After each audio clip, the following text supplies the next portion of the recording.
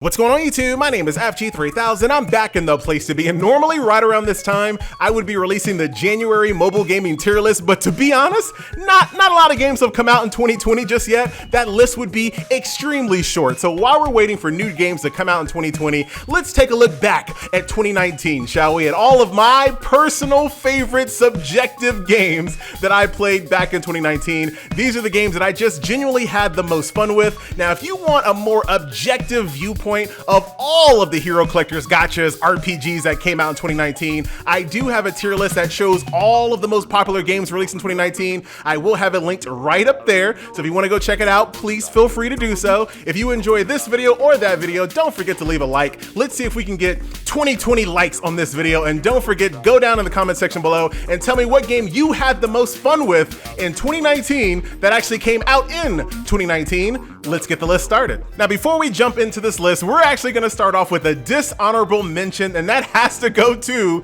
Gate 6. And the reason why this is a dishonorable mention is because I cannot recommend that you play this game at all. In fact, this game is dead. It was so dead, it was dead before it even came out to global. Little did we know. The developers in this game's home country had already abandoned the game, and then some, greedy publisher out there was like, you know what? We know the game is dead. We know the game doesn't have an active development team anymore, but let's go ahead and release this game global to see how much money we can get. This is literally the definition of a cash grab. However, with all that being said, it cannot be denied that FG had a lot of fun playing this game. I was playing this game for 6-8 hours a day. People in my Discord were like, wait a minute, FG must have fell asleep with Gate 6 on. There's no way he's been playing the game for 6 or 8 hours. And I was like, nope, I'm online. How you doing? So this game was just everything that I really like in a hero collector. A futuristic setting with medieval fantasy weapons is a plus.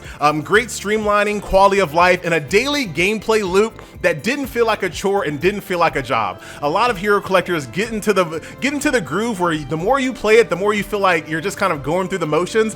And I actually didn't feel that way with Gate 6. I was enjoying every hour that I spent in the game because every little upgrade was meaningful. Every single time you awaken or limit break or star up or did anything in this game, you noticed a massive power creep, and that's just really an awesome dopamine hit when you're playing a game like this. A lot of games forget about giving players little small progression increments throughout their gameplay session to keep them hooked, and Gate 6 actually did a good job about that. It's a shame that the game was dead before we even got it, little did we know, and it taught FG a very valuable lesson. And I'll tell you what that lesson is right now, all right? If your game, any game, doesn't matter what it is, if they do not run a seasonal event like Valentine's, Halloween, Christmas, anything like that, if your game does not run a seasonal event, it is dead and you just don't know it. Sometimes I like to ignore that advice and it's always come back to bite me, but it's always been true. So take that with you.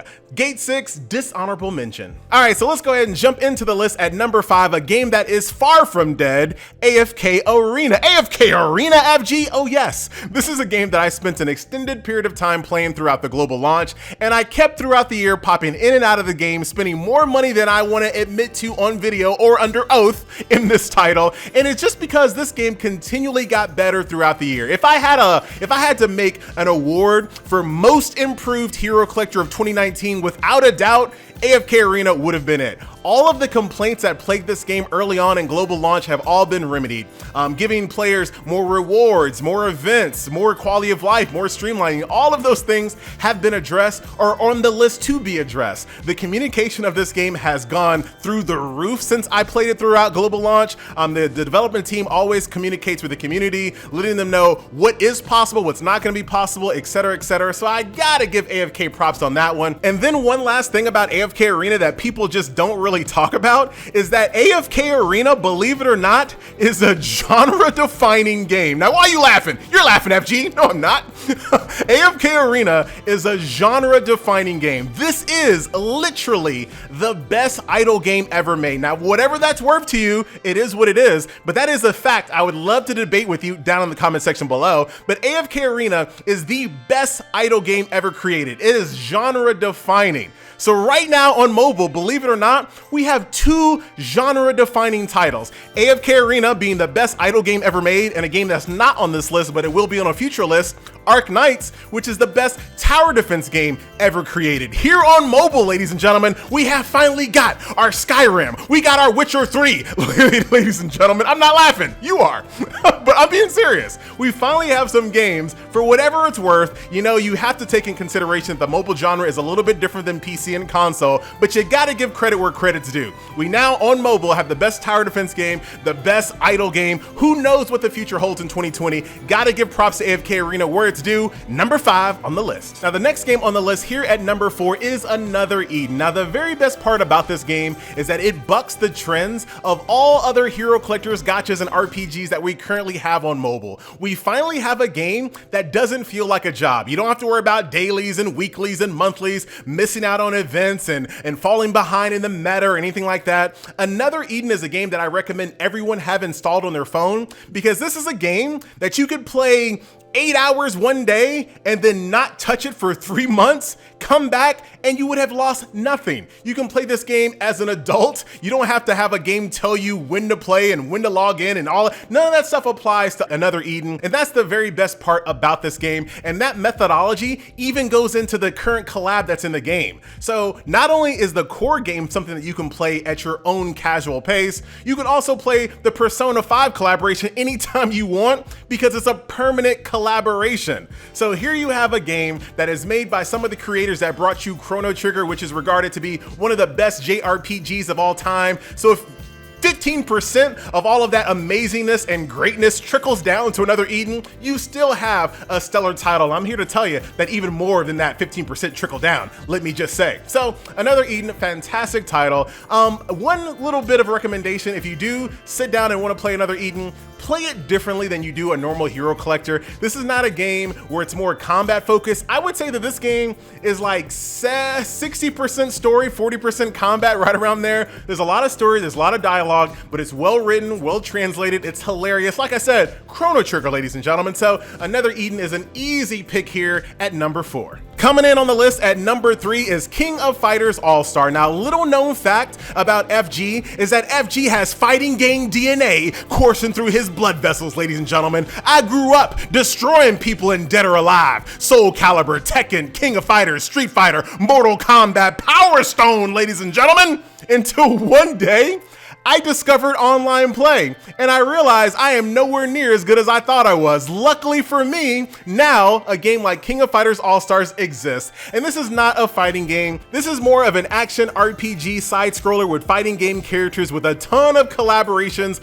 on the horizon, ladies and gentlemen. And I have to say, Netmarble has been doing a pretty decent job when it comes to managing this title. The game is very free-to-play friendly. The events are extremely good. I've been very impressed with the events in this game. Not only do they have events, but they go above and beyond with unique soundtracks, backgrounds, enemies, characters, etc., etc. The only thing that I think that's holding this game back right now is after the first month or two of playing the game and you're out of the honeymoon period, the daily grind of this game can be worked on. Netmarble definitely needs to jump on doing a little bit more streamlined and a little bit more quality of life when it comes to the daily chores that you have to do every day. And I say chores because they do start to feel like a chore once you defeated them, but this is a game that for sure I will continue to revisit in 2020, especially considering they ended 2019 with a Tekken collaboration. They've already announced a Samurai Showdown collaboration here in 2020. So me and Haumaru will be, I'm pretty upset that Guilford's not in the game, but that's okay. So when the Samurai Showdown collaboration comes back,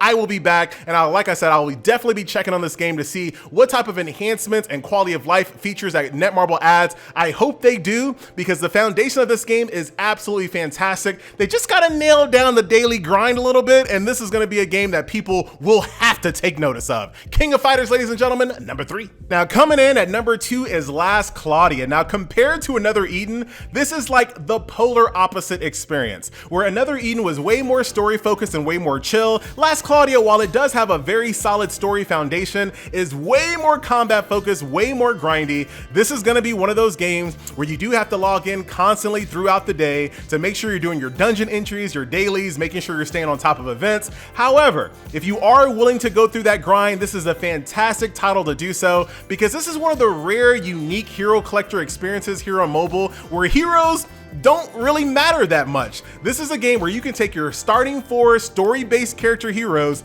and complete every piece of content in this game, because this game has a unique system called the arc system. Now, to kind of compare it to something that you guys might be familiar with, Final Fantasy has a materia system that works exactly like this, where you equip a materia on a character. That materia teaches that character spells. The same exact thing happens in Last Claudia. You can equip an arc on a character and teach that character fireballs, heals, passives, meteors, all kinds of different spells on any characters you want. These characters in this game are basically a blank slate where you can apply any spell in the game that you want. So with that being said, this is a game where it's very free to play friendly. If you are willing to use the story-based characters in this game forever, you could literally play this entire game free to play if you choose to. Now, of course, this game does have a hero collector, it does have a gacha, so there are super cool characters that you definitely want to have. But at the end of the day, this is a pretty unique experience. I love Last Claudia. I want to see this game, just like King of Fighters, I want to see this game really improve on the quality of life and streamlining in the daily grind. I feel like one thing that Last Claudia could definitely improve on is the dungeon entry system. I feel like it ties you to the game too much. You're constantly thinking about, oh man, I gotta log in and make sure I do my 5 dungeon entries before they cap over. It's like one of those games where you're constantly worrying about making sure that you're not overcapping stamina, and it's very easy to do here in Last Claudia. So I wanna see something like that improved and revisited. I wanna see arena added. The tower that they just added is a fantastic gameplay mode. So right now, Last Claudia, one of the better and more unique experiences of 2019. It plays like no other hero collector, so definitely at the very least, you wanna give it a try. Last Claudia at number 2. Now, coming in at number 1 from the development team that brought you Another Eden, which we just covered on this list, is Sword Art Online Alicization Rising Steel, ladies and gentlemen. Now, one thing I noticed about anime hero collectors is that there is a segment of the potential player base that tend to ignore anime hero collectors if they've never watched the anime or they're not very familiar with it. Let me just say that you should still give this game a try. Take it from me. I'm a person that's only watched a movie and a season and a half, and I am still getting a ton of enjoyment out of this title, especially considering that there is so much story in this game, and I feel like the characters in this anime are pretty universally appealing. So at the very least, maybe just treat it like a generic IP, maybe that will help. But this is a game that should not be ignored just because you don't know anything about Sword Art Online. And like I said, Another Eden development team knocked it out of the park once again with a fantastic combat system, great graphics that feel exactly like the anime.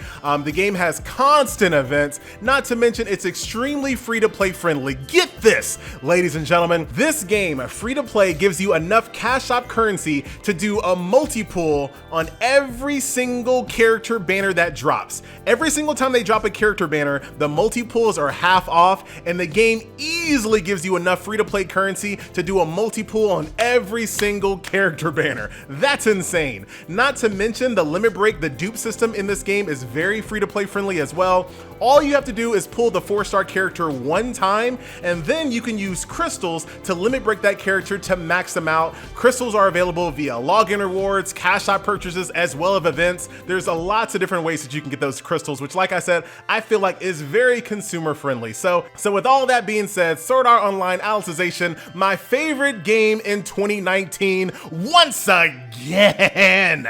My name is FG3000. I do thank you so much for watching, and I will see you guys in the next video. Later.